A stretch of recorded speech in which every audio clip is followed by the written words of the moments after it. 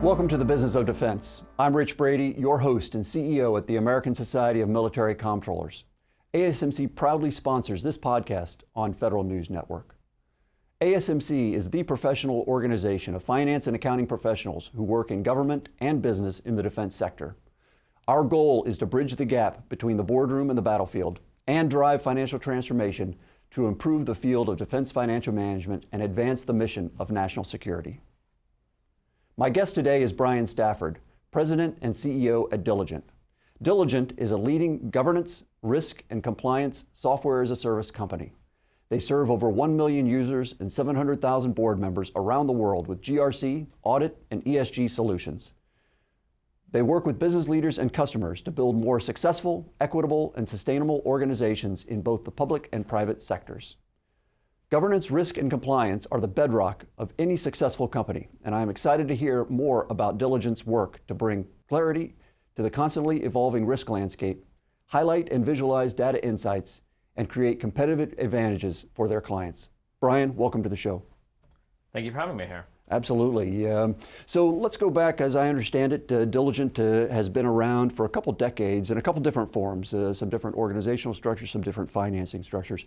So can you kind of take us back to the beginning and talk about how Diligent came about and walk us to where we are today? Sure. Diligence came about as a governance software company. And by governance, I mean the way organizations would share materials with their board members. And so maybe it's a very specific problem, but actually a large one for organizations where your board members are some of the most senior people in an organization, but they're kind of like contractors. They don't sit full-time behind your firewalls or typically don't sit on email addresses for your company. And so you find yourself sending the most sensitive material you have to people who are not full-time employees. And so what Diligent started out as was a incredibly secure way to take and lock down that communication that you would have with your board members, between board member and company, to make sure that you had the ability to share and send information that was highly sensitive, but one where it wouldn't get printed out and left in a airport lounge or something like that. And so it locked down all that information. And then over time, we've grown much broader than that as some of the challenges of the organization have grown beyond just secure materials.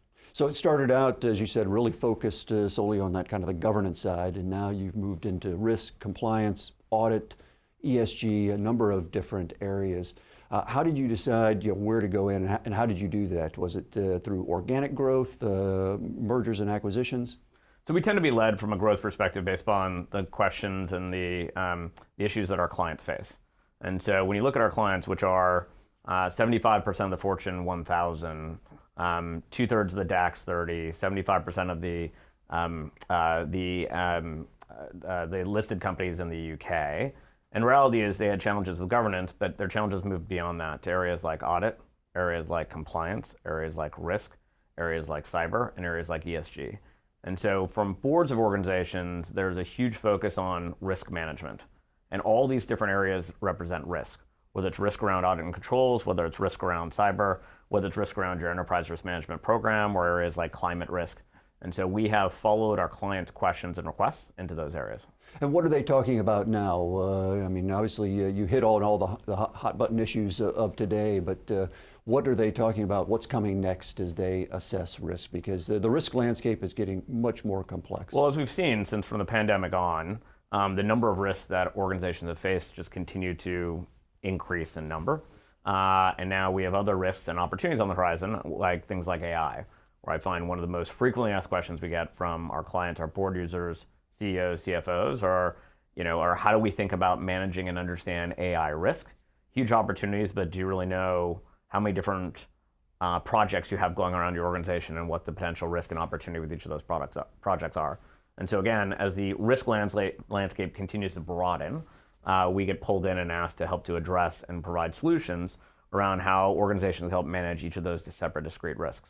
Now, let's go back again a little bit. How did the technology change from when Diligent was founded to where it is today? I mean, you started out probably a lot of client-server networks, and then eventually there was the advent of the iPad, and now we're software as a service. Software as a service didn't exist, like it is today, 30 years ago. So there was back in the day, there was a Lotus Notes, Lotus Domino phase of the business, but the business has been a software as a service business for the last 15 plus years, okay. All representing people having their own, thin clients or applications that they sit and they run. All in distributed nature using SaaS. We got our start from highly secure organizations. We're used by most of the major banks that exist in the world. And when your customers ask you to up the bar around security, you obviously have to make sure you deliver that. So our SaaS platform is incredibly secure in nature. We've invested a ton to making sure that that platform is secure for a defense or federal government environment as well. We are FedRAMP moderate certified, and we are also Impact Level 5 from a defense perspective. And so as our clients have asked us to make sure that we maintain the highest bar of security and investment, we've invested in that. And what you have is basically a highly secure proprietary platform that started out with governance, and as I mentioned, moves into audit, IT risk, IT compliance, anything cyber related, climate, across a broad set of risks. Now, you've highlighted some of the unique IT security requirements on the government side, and clearly you're on both sides. You've got commercial customers and federal customers, so there's some differences here. What's, from a governance perspective or risk landscape perspective, how is the federal government different than what you see from your commercial clients? In many cases, there are a good amount of overlaps, and so the having that IL5 qualification certification from the department also ties to many of our for-profit clients, our private clients, who actually need to make sure they work with the federal government, make sure that they comply with the same level of standards. So I think that is incredibly important across the board. I think where our clients in the corporate world have evolved faster is around how they think about governance, which is a slightly different way than the way we think about in the federal government perspective. And so that evolution has pulled them proactively into more risks that occasionally maybe take longer or come from different places from a federal government perspective. Right. You probably don't run into a lot of traditional boards of directors in the federal sector. Not traditional boards of directors, but across the UK, even places like Australia, or even places here, we are used by a lot of other federal agencies. We have about 100 plus federal clients, 17 Department of Defense clients, and so there are different forms of governance that exist. But right. The idea of having highly secure tools that offer the highest level of security to distribute documents in a incredibly secure fashion, I think applies to any part of the world or any department you operate in. Now, are your products customizable for the government based on their unique governance structures? Yeah, so we have different configurability, and so whatever your governance structure might be for any agency you work in, you can set up that with different permissioning based upon different people, and so yes, they're highly configurable. Now, going back also to the COVID pandemic, what impact did that have on your business? As I saw, many boards prior to that most of their meetings were in person. Obviously, when COVID hit, they couldn't meet in person. Now we've kind of come out of that, and as I sense, many boards it's a hybrid approach. So was that obviously beneficial for your business to have everybody going, either virtual or hybrid, and needing to share documents electronically that they would have traditionally shared, when you actually stepped into the boardroom? Yeah, Rich, it's exactly as you would have expected. It was a material increase in usage across all of our products. If you're going to be more virtual in the world that you operate in, or at least show up into the office less frequently, it was more secure ways to distribute information, secure ways to access things. One on the audit side, finance side, and controls and analytics ended up being a big part of where, as new threats, as new data is coming in for different places, part of diligence history, as you mentioned, was an acquisition we did of ACL Analytics, which is a product that many of your listeners, I'm sure, have used, which is 15 years plus of analytics working with the government. And so we saw a material increase in our analytics products during COVID, as well as people were monitoring and trying to understand what are the different sources of fraud or attack vectors as they unfortunately expanded on us. Now, most federal agencies have been able to achieve a clean audit at this point. The Department of Defense is one of the exceptions there. We had an event last week at ASMC where we talked about the auditability within the Department of Defense and their current efforts. And right now they're on a goal of achieving a clean audit by 2028. So how could a product like Diligent has, support the Department of Defense in achieving that goal? It's a great point. It's our audit and controls products make it super easy to help to actually move towards that goal or that target from a strategy perspective, from an identification, from a remediation, from a controls perspective.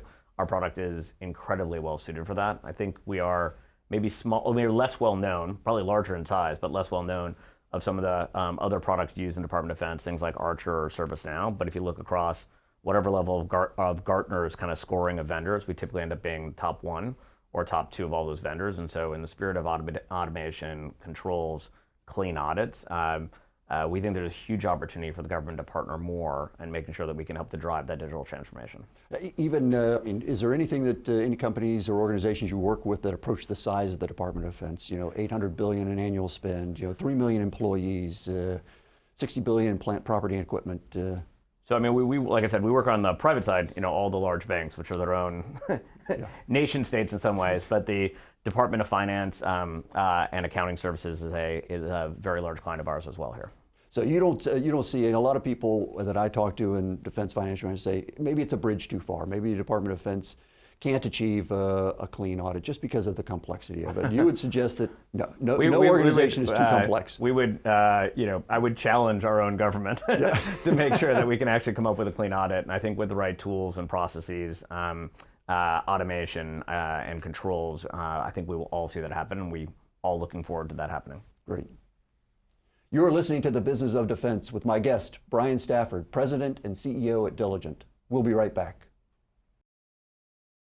Welcome back to The Business of Defense, sponsored by ASMC on Federal News Network. I'm talking with Brian Stafford, President and CEO at Diligent. As a leader in governance, risk, and compliance, Diligent not only helps organizations around the world meet their ESG commitments, but they also establish their own ESG commitments. Words are nothing without actions, and Diligent's efforts are focused on people, planet, and purpose. As the world faces mounting geopolitical, social, and economic challenges, sustainable business management is not just a trend, it's an imperative. Let's dive right back in. Brian, could we talk a little bit about ESG? It, in some respects, it's become a three-letter word out there that corporations right now are shying away from. There's some pullback in investments in ESG, but at the same time, when I talk to colleagues in other parts of the world, like Europe and even India, ESG is still a front burner issue. So where do you see ESG right now in not only on the corporate side, but also in the federal government? Yeah, it's a great question. I guess if you take a step back from the world of acronyms that we operate in today, what we do at Diligent is help organizations better manage all those elements of risk they have, from IT risk, from talent risk, and then other areas like climate risk. And I think in many places outside the US, climate or sustainability or carbon footprint is basically what they're asked us to measure.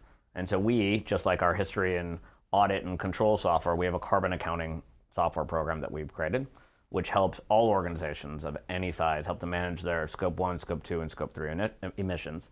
And I think anyone you would talk to, within the government or outside the government, especially some of our largest clients, to look, the reality is we need to at least track and measure what our carbon footprint is. I will leave it to shareholders, the SEC, anyone else to decide what targets they set for that. But I think every organization, it comes back to, as a CEO, you can't manage what you don't measure. So at least start collecting the data. And so whether it's in Europe or whether it's for some of our largest clients here, people are asking us to help them put our carbon accounting software, just like we do with accounting and audit software in other areas, around financial areas, to tie it to actually carbon footprint. And we're seeing huge growth in that. Yeah, a lot of companies will say, they express concern about the difficulty of accounting for this, particularly the scope 3. Have any of your clients gone through this and they've audited financial statements from this, and so that you can show that, hey, you can account for this. It's possible to do it. It takes more work, but Yeah, it's very interesting. I mean, even just like some of our largest defense clients, such as like DFAS, use us to help to use our software for audit and controls. Some of our largest private clients today are using us to help to manage their scope 1, scope 2, and scope 3 emissions. To your point, scope 1 and scope 2 are much better and easier defined. Right. Scope 3 ends up requiring a bit of a bit of the art of the possible and a bit of kind of extrapolation. But all of our software, depends on whatever space you play in, is all designed to be audited by all the big four and any audit firms as well, because everybody has to make their audit. And now, just like financial commitments, any sustainability commitments people are making, you want to make sure you have the ability to audit them.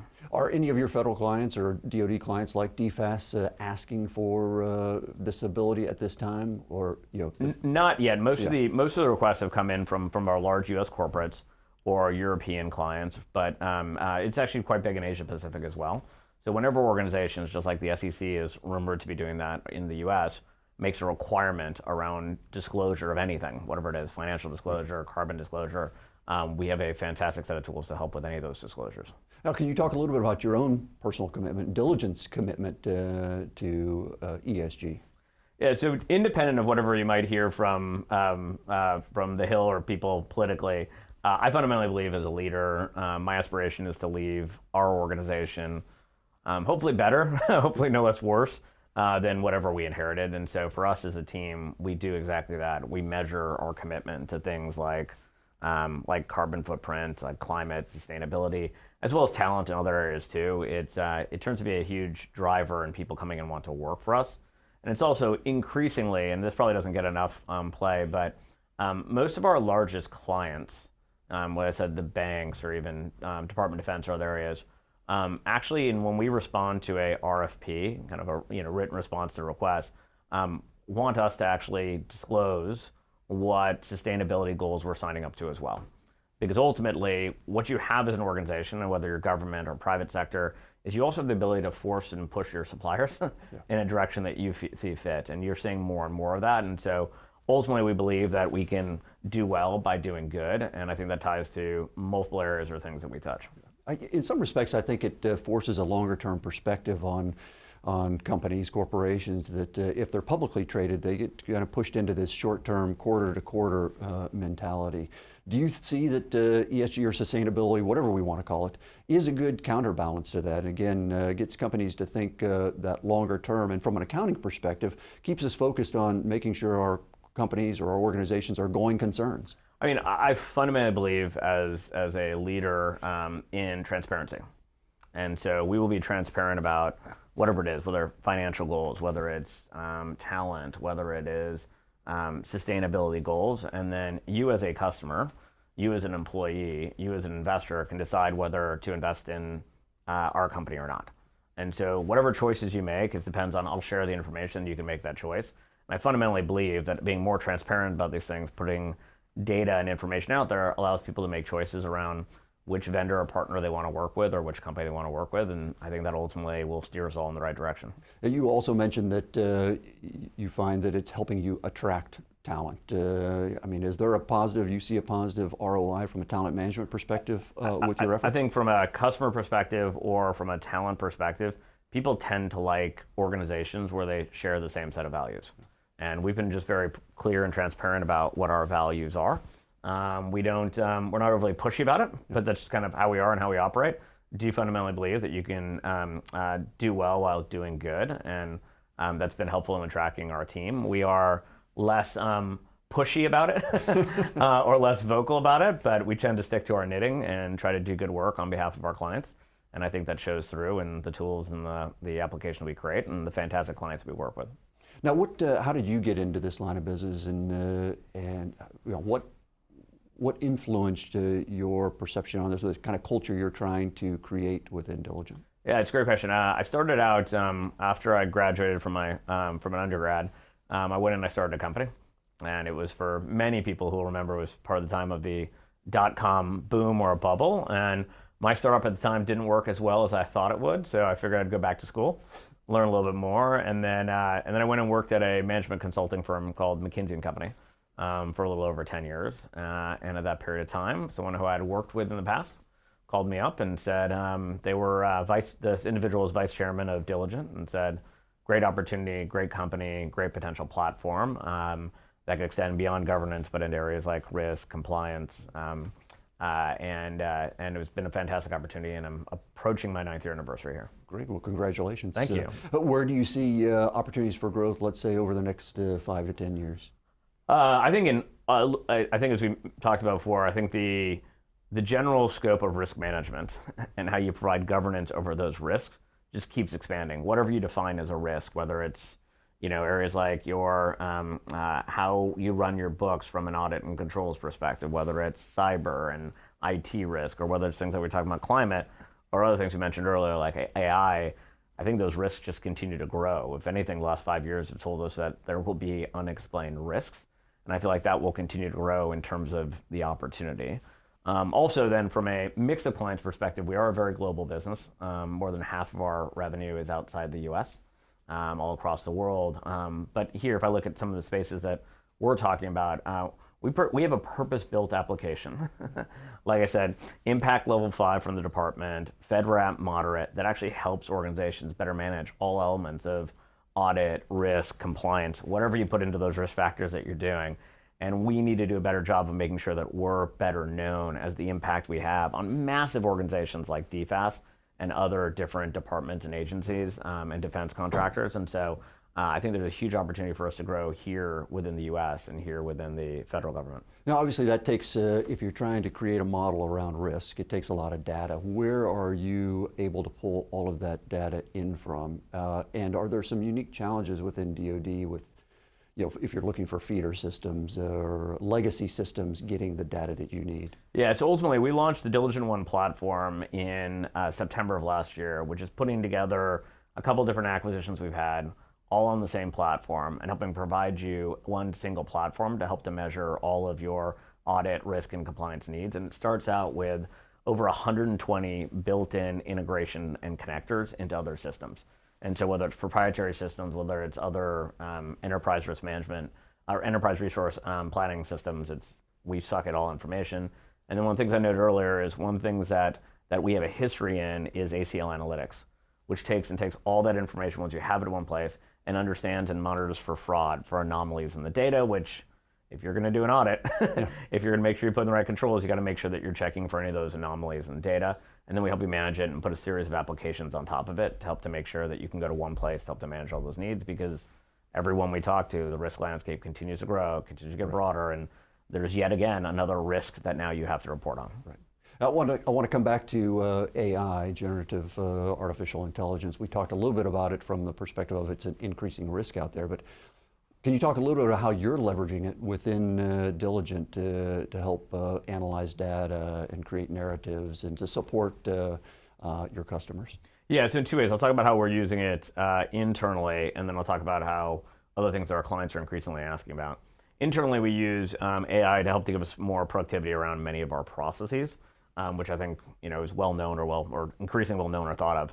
But on the product side and the value that our clients get from it, it's actually making sure that we can analyze more data, look for more anomalies faster. And so all those ACL analytics, those robots that we have, are now AI powered to make it less work for people to write scripts. The scripts basically write themselves and go out there and collect that information.